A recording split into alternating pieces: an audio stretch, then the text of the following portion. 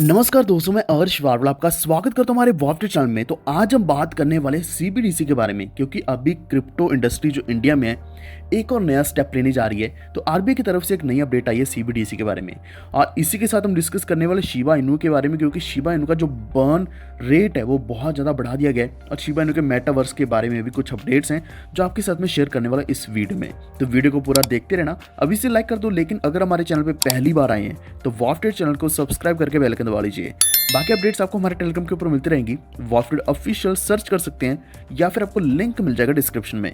जैसे कि आप जानते हैं कि अभी शिबा इनू का जो मेटावर्स है उसके लैंड्स की सेल चल रही है, लगातार बिड इवेंट चल रहा था और अब इसका होल्डर्स इवेंट भी शुरू होने जा रहा है और फिर पब्लिक सेल भी आ जाएगी। तो आप इसमें पार्टिसिपेशन तो कर ही सकते हैं। इथेरियम के बदले में आप यहाँ लैंड्स ले पाएंगे जो आप हाई प्राइस पे सेल कर सकते हैं। तो ये तो रेगुलर अपडेट्स हैं, लेकिन जो लेटेस्ट अपडेट मेरे हिसाब से वो ये कि शिबा इनू का अभी जो बर्न रेट है वो 25,000% से भी ज़्यादा इंक्रीज़ कर दिया गया है पिछले 24 घंटे के अंदर, जिससे क्या है कि शिबा इनू की जो सप्लाई है बहुत ही तेज़ी से बर्न करी जाएगी। हालांकि मार्केट अभी डंप में चल रही है, शिबा इनू 15th पोजीशन पर है एंड ओवरऑल अगर हम यहाँ इंक्रीज या डिक्रीज देखें तो 4% के लॉस में चल रहा है शिबा इनू। तो एक्चुअल में जब से बिटकॉइन ने एक डिप लिया है तब से क्या कि सभी ऑल्ट कॉइन्स भी नीचे जाना शुरू हो चुके हैं, लेकिन ये वही एक मौका है जब आप दोबारा डिप में बाइंग कर सकते हैं। तो मैंने आपको पिछले कुछ वीडियोस में बताया था कि आप स्टॉप लॉस को यूज़ करो। स्टॉप लॉस यूज़ करोगे तो आपकी जो सेलिंग होगी उससे क्या कि आपके पास कुछ एक्स्ट्रा अमाउंट बचने वाला है, उससे आप डिप भी बाय कर पाओगे। अगर आप स्टॉप लॉस नहीं लगाते हो तो आपको बस यही देखना पड़ेगा कि एक बार फिर से लॉस हो गया, फिर से यहाँ प्रॉफिट हो गया, क्योंकि वहाँ आपकी प्रॉफिट बुकिंग नहीं रहती। लेकिन स्टॉप लॉस लगाना बहुत ज़्यादा ज़रूरी है। तो मैंने आज टेलीग्राम के ऊपर भी डाला था कि क्या आपको स्टॉप लॉस लगाना आता है या नहीं। बहुत लोगों ने बोला कि नहीं लगाना आता और कईयों ने बोला कि लगाया नहीं।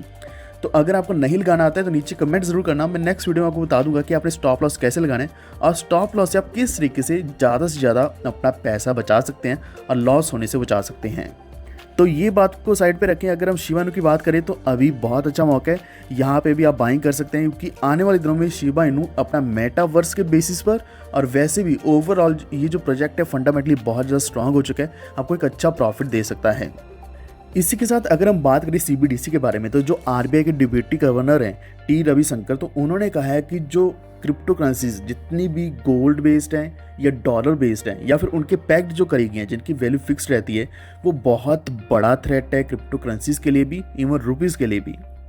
उससे भी बुरी चीज़ जो होने जा रही है वो है कि इससे डॉलराइजेशन होगी। डॉलराइजेशन का अगर आप मतलब नहीं जानते तो इकॉनमी में जब यूएस डॉलर, यूएस की करेंसी डोमिनेशन करना शुरू कर देती है, इंटरनल इकॉनमी में डॉलर को ही यूज़ किया जाता है, तो इससे जो इंडियन रुपी है उसके ऊपर बहुत बुरा इम्पैक्ट पड़ता है, जिस कारण ये एक थ्रेट बन जाता है इंडियन करेंसी के लिए। हालांकि पहले गवर्नमेंट डिसाइड नहीं कर पा रही थी कि क्या हमें सीबीडीसी ज़रूरी है या नहीं, क्या इसके ऊपर डेवलपमेंट्स चालू कर देनी चाहिए या नहीं। हमेशा कंफ्यूज है, लगभग 2-3 साल हो चुके हैं, लेकिन अब गवर्नमेंट को समझ आ चुकी है अगर डॉलराइजेशन से बचना है तो सीबीडीसी लाना ही होगा। तो एक्चुअल में जब सीबीडीसी आएगा तो इससे जो कॉस्ट कटिंग होने वाली है, टाइम एफिशिएंसी बढ़ जाएगी, ट्रांजैक्शंस बहुत ही आसान रहने वाली हैं और ये ब्लॉकचेन के ऊपर रन होने वाला है।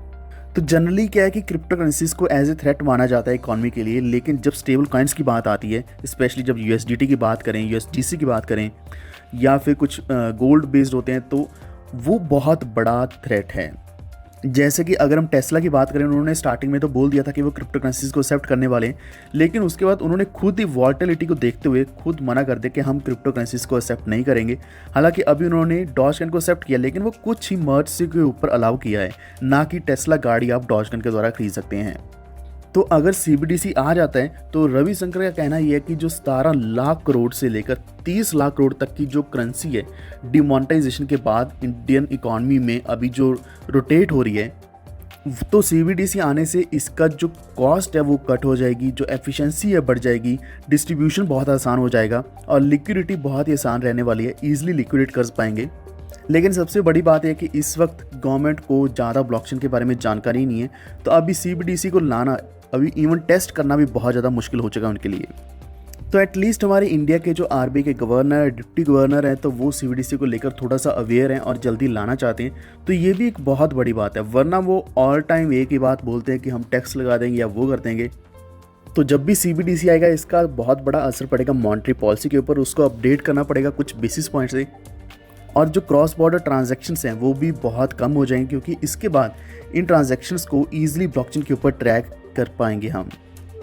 तो इतनी थी जानकारी सीबीडीसी के बारे में। कुछ और अपडेट्स आती है तो आपको मैं टेलीग्राम के ऊपर बता दूंगा। वॉल्फ्रेड ऑफिशियल सर्च कर लो या फिर आपको लिंक मिल जाएगा डिस्क्रिप्शन में। लेकिन आपके क्या माने सीबीडीसी के बारे में, शिबा इनू के बारे में और मार्केट के बारे में, कृपया नीचे कमेंट जरूर करना। कुछ और अपडेट्स मैं आपको नेक्स्ट वीडियो में देने वाला हूँ, तो वीडियो को अभी से लाइक कर दो और शेयर कर दो और हमारे चैनल को भी सब्सक्राइब कर लो ताकि आने वाली वीडियोस आप तक सबसे पहले पहुंचे। धन्यवाद।